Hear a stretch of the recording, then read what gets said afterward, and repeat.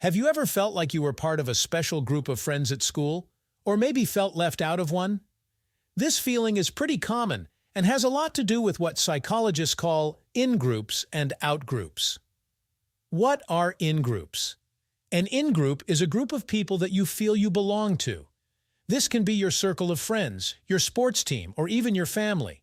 You share common interests, values, or goals with this group, which makes you feel accepted and valued. Being part of an in-group gives you a sense of identity and belonging. Characteristics of in-groups: shared interests. You and your in-group members like doing the same things. Support. They've got your back, and you've got theirs. Identity. Being part of the group helps you understand who you are. What are outgroups? On the flip side, an outgroup is a group of people that you don't identify with or feel a part of. Sometimes you might see them as different or not sharing your values and interests. This can lead to feeling excluded or even in competition with them. Characteristics of outgroups. Differences. You notice more about how you're different than alike. Distance. There's a gap between you and them, both in feelings and sometimes in space.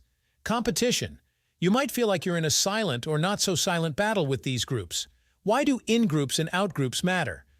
Understanding in-groups and out-groups can help us see why we feel close to some people and distant from others. It's natural to gravitate towards those who share our interests, but it's important to remember the impact this has on our behavior and attitudes. In-groups and bias.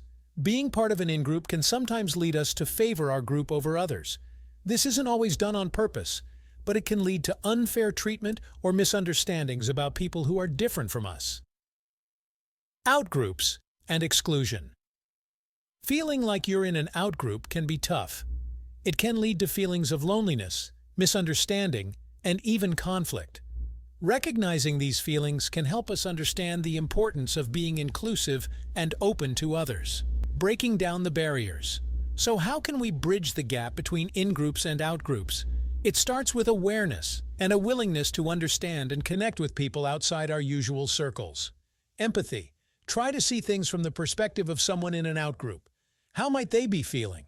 Inclusion. Make an effort to include others in your activities, especially if they seem left out. Communication.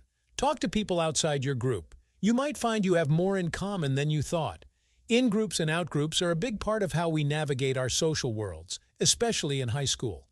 By understanding these concepts, we can work towards creating a more inclusive environment where everyone feels valued and understood.